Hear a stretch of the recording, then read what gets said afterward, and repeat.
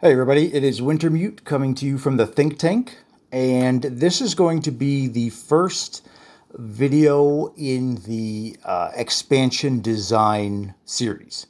First, let me start off by saying I know it's been a lot longer since I've wanted to make a video. Some health issues have kind of cropped up and have just been sort of sapping my energy, so I haven't been able to kind of focus on things like I've been wanting to.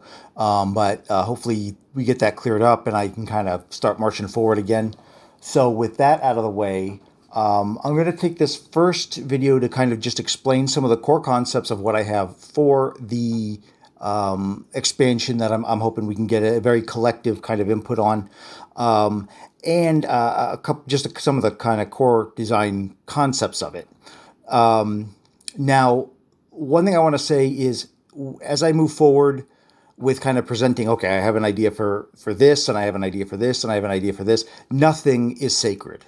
Absolutely nothing. People can come back with, oh, well, I think it should work this way, or, maybe you should just drop that concept altogether and do this instead, or, that sounds great, but I don't think it's going to work no matter how many times I run it through my head. That's fine. Nothing is sacred. I'm not married to any ideas. It's an idea that kind of germinated in my head as I watch World War II documentaries.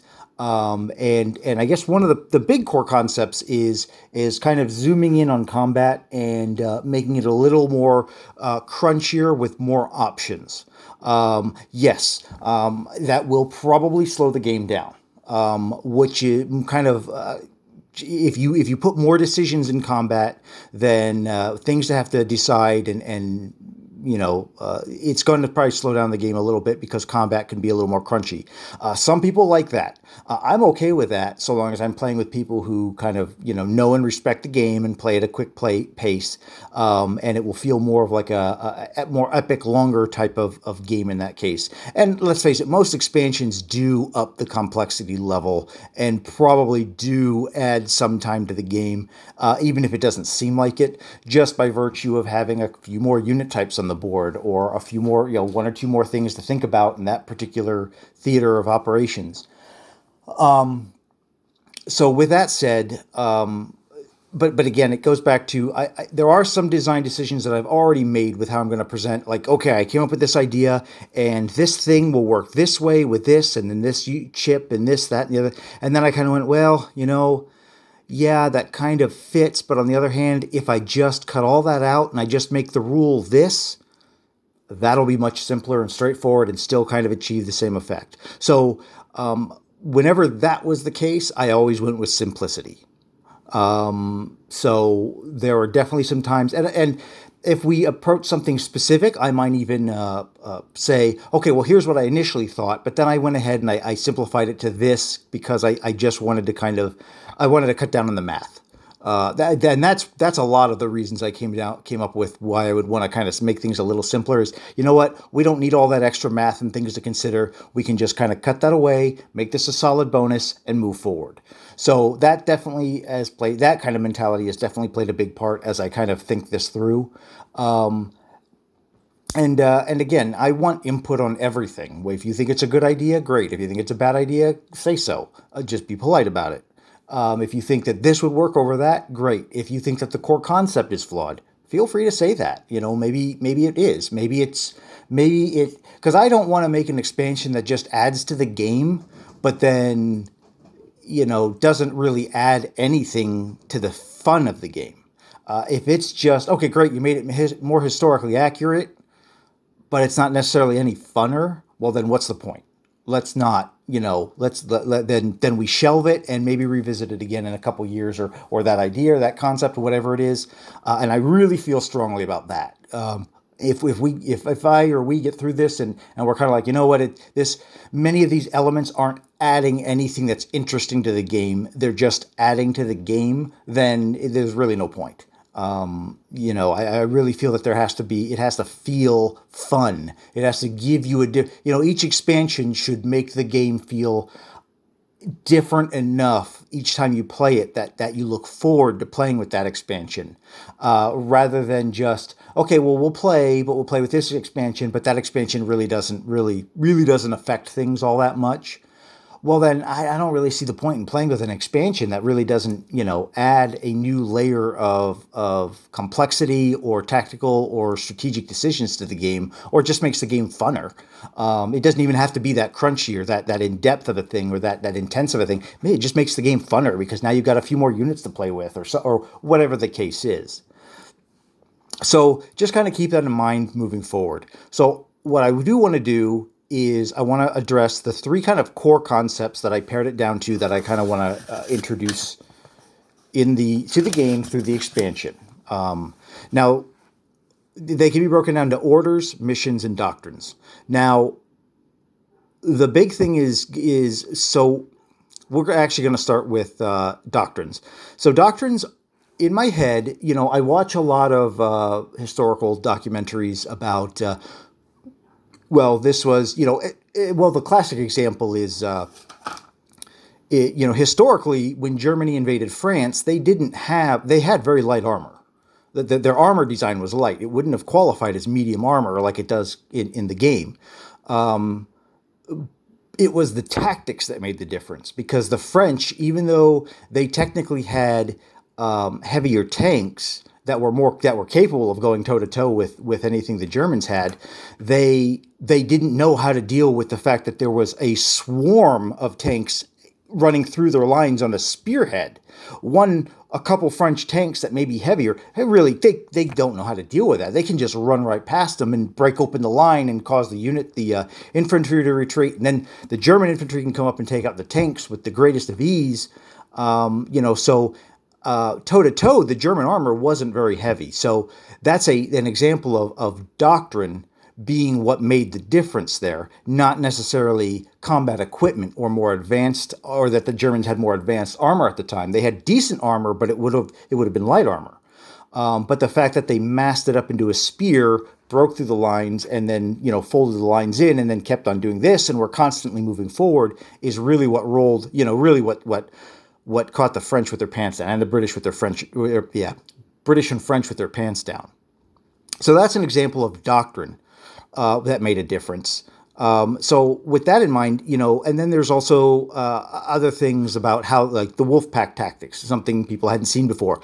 The way the Luftwaffe combined arms was a tactics thing that people hadn't seen before. So that's kind of what doctrines is supposed to cover. So the idea behind doctrines is each nation gets X amount of doctrine points at the start of the game. And then throughout the game, they might get some more as the war kind of ramps up. So we'll just say, for argument's sake, Germany gets 30 doctrine points. It then can choose and from the beginning kind of say, okay, well, I want to adopt this doctrine and this doctrine and this doctrine. And this one costs 10 points, this one costs 15 points, and this one costs 5 points. So I take those doctrines and then I put those kind of cards that show that I have those doctrines, and I put them face down in front of the German area. The enemy nations do not know what doctrines you have picked off the German list. The only time you reveal those doctrines is when you actually use them to get the first time you use them to get the bonus, whatever it is. Then you have to reveal it. And then the opponent goes, oh, wow, okay, he picked that doctrine. Okay, I hadn't expected that. And then each nation gets to do this. Now, each nation's list of doctrines is going to be tailored to that nation based on ideas and things that they did during the war and real historical things that, the way their army was structured, some of their tactics, some of their force structure, things like that. So all that will kind of be reflected in a kind of tailored list for each nation. Now, with that said, some of those concepts are going to be on multiple nations' lists just because, somebody saw the Germans doing it and they went, well, we can do that too. And then they adopted that doctrine. Now, one thing with doctrines, now obviously as the game goes on, doctrines historically did change as war goes on, as people had to, the old ways aren't working, we need to come up with something new. So you can, as a player, retire a doctrine, and basically you take it and you put it off to the side. It frees up those 15 points, or whatever the cost was, which you can then spend on a new doctrine. However, that new doctrine doesn't just immediately come into place. It basically needs to spend a whole turn getting cycled into play. So that's the cost. It's in part the cost of updating your doctrines is they take time to implement.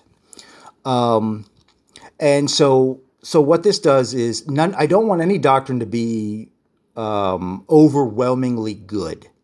They are I expect them to be priced differently. Obviously, some are going to be better than others, so they're going to cost more because they're going to have a greater impact. Some will be much more subtle, but maybe you're okay with that because you have a lot more fewer doctrines and you plan on using them to better effect rather than some of the big broader stroke ones.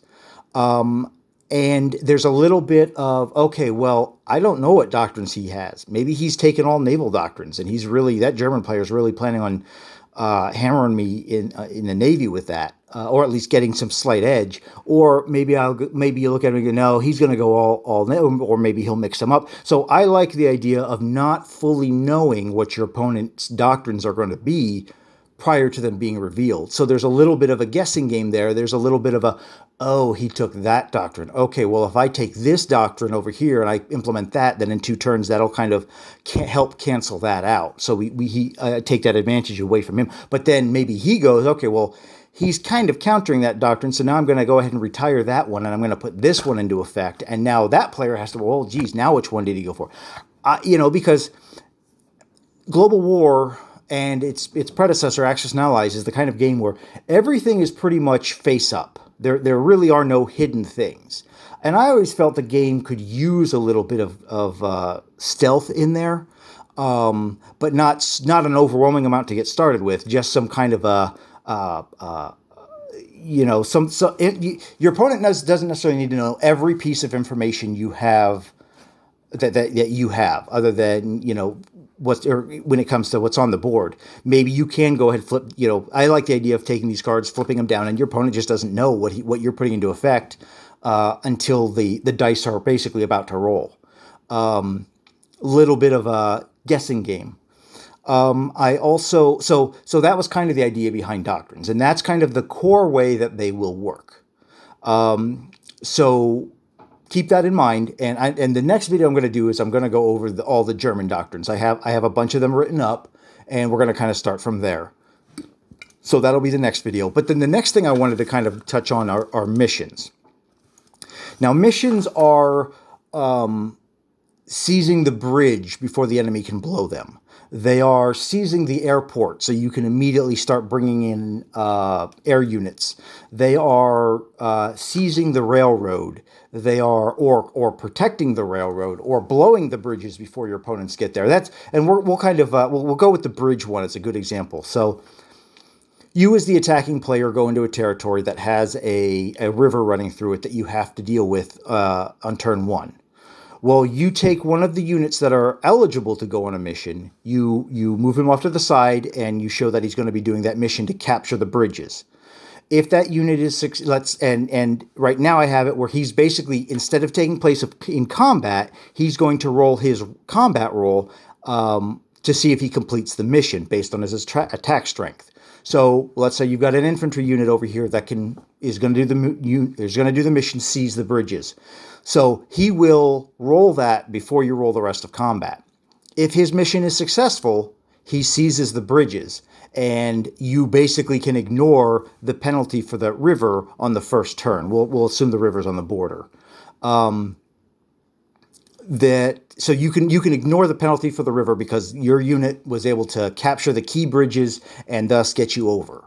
Now, let's say the opponent takes a unit that's eligible on his to do the mission blow the bridges as the defending unit. So now he puts one over there, but you don't know, when you guys assign your missions, you don't know what the other person is going to be assigning his missions to. Maybe you think he's going to try to blow the bridge or seize the bridges. Maybe you don't care about protecting the bridges and you'll let him take the bridges. You're more worried about protecting your airfield, so you put a unit on there to protect the airfield or something along those lines. So now, but let's say that you do have a unit that's going to protect the bridges and blow them. That's his mission. He's successful. You're successful. They kind of cancel each other out, and you're back to square one. Or he doesn't put anybody or he puts somebody on seizing the railheads, and he puts somebody on blowing the bridges. Well, basically, their missions are different. They don't interact. So technically he blows the bridges because there's nobody there to prevent him. We don't even have to roll for it. The effects of the river are still in place. So that's kind of an idea of what missions are. And I've got a couple ideas in mind. Like I said, seizing facilities is one that I like, meaning that you can seize the airfield and it immediately becomes available to you to land units there that turn. Obviously, seizing the mountain pass is one that works for mountains, just like for bridges when going over a river.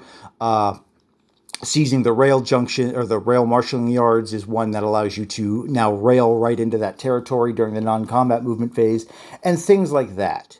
There will be some other missions besides just capturing facilities and messing with some of the terrain modifiers, like paratroopers going behind enemy lines and harassing units so they miss the first round of combat, which historically that did happen, especially on D-Day. There were German units that couldn't get down to the beaches because there were paratroopers between them and it. So that's an example of a mission where, if successful, the player running the mission gets to pick one of the enemy units that just misses out on that first round of combat. So again, none of these, I don't want any of these to be game breaking, but I want them to add I really like some of those war movies, like, you know what I'm talking about, the Inglorious Bastard type movies where it's they're out on a mission, they're doing X, Y, and Z, they got to blow that dam, they got to blow that bridge, they got to stop that construction from going on, they got to do this. That kind of is the feel that I was going for with the idea of missions. They are not fully fleshed out yet. I have a lot of ideas in mind for how they might work, and I give you a good example. But again, I don't want anything to be game breaking. I want you as the player to have to think, we think very strategically, but now I want people to kind of zoom in a little bit on combat and think a little bit more tactically. Like, okay, do I want to start running some of my guys on missions, or am I going to just go in there and just blow them out of the water and accept everything as it is? Or do I really want to be able to rail units in? Do I want to land air units there this turn? Do I want to go ahead and take that shot and see if that mission can't be completed in that way? And get that bonus. So that's the idea behind missions. And then the last kind of core concept I want to add is orders. So orders I really struggled with a little bit. Because I like the idea, but I wasn't quite sure how to execute them. So this is kind of what I have in mind is basically at the start of the combat, you can play an order or orders tokens into a combat that you're doing, and then you can remove it during that combat at any point if you want to rescind those orders. Maybe, I don't know yet. Like I said, some of the nuts and bolts haven't been worked out yet. So like an order would be you're giving your units the order to fall back. So there's an overwhelming enemy force. You would like to see those units live to fight another day if possible. So they come in, they roll their attack rolls, and maybe they don't do so. Let's say you only have 6 infantry there. They only kill 3. Let's say they kill 2. You've got 3 left. You played the order fall back. So now what that does is that modifies up to 3 units -1 to their defense roll. But if they roll an 11 or 12, they can retreat from that territory to another territory that is controlled by that army or that player or that nation. So in this same kind of example, we've got 4 remaining defending infantry. 1 is not going to be affected by the order at all, so he still defends on a 4. We'll just say it's a normal piece of terrain. So he's going to defend on a 4. The other 3 guys are going to defend on 3s, but if they roll an 11 or 12, they get to fall back into like I said, territory that they already control. And that's kind of a way of giving an order to modify combat in a way that you're hoping will be advantageous to your guys, because maybe you're in a position where you would rather see that unit live to fight another day. Maybe you're in the position where you want to just make sure you get casualties on the opponent. So maybe you give them a different kind of order. So that's kind of what orders are. They're probably the least fleshed out example I have for the expansion ideas. I like them, but like I said, I put more thought into missions and doctrines. So I just wanted to kind of touch base with what those three and flesh them out a little bit more about what those three kind of core concepts were.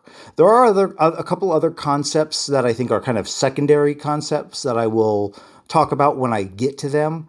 But the only other thing I wanted to add is one thing I did decide to do is I wanted to try and use existing markers and incorporate them as much as possible. Because we definitely are seeing there is Doug is pushing the idea of getting a bunch of house rules up for some of the markers that they already have within their lineup. Well, I like that. One, I'm trying to take part in that myself. And at the same time, when I'm doing that, I'm kind of looking at some of these markers. Oh, you know what? I could incorporate some of these markers into the kind of unofficial expansion that I'm working on. So that was another concept that I wanted to look at. So I've already got rules for like the flak tower and how I would incorporate that, and elite markers and how I would incorporate that. And I've got some other markers up on my computer where I've got some ideas about how they might be able to be used.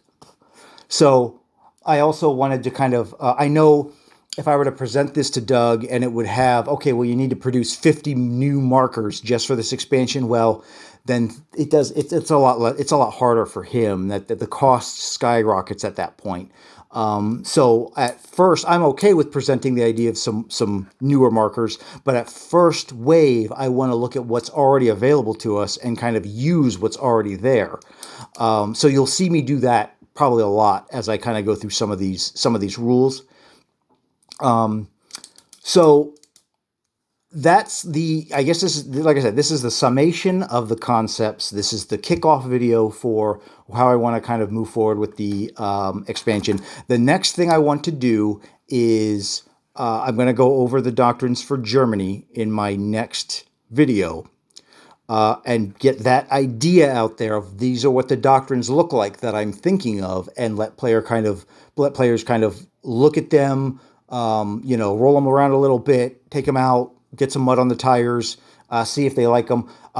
Probably you guys will look at them and go, okay, that I get what you're going for, but maybe it doesn't work. And that's the kind of stuff I'm looking for, because I can't, sometimes I can only think so many steps ahead and what the impact of a rule will be, where other people may be better at that, and other people may have, hopefully, more time to play test than I do. Unfortunately, I don't have a whole lot of time.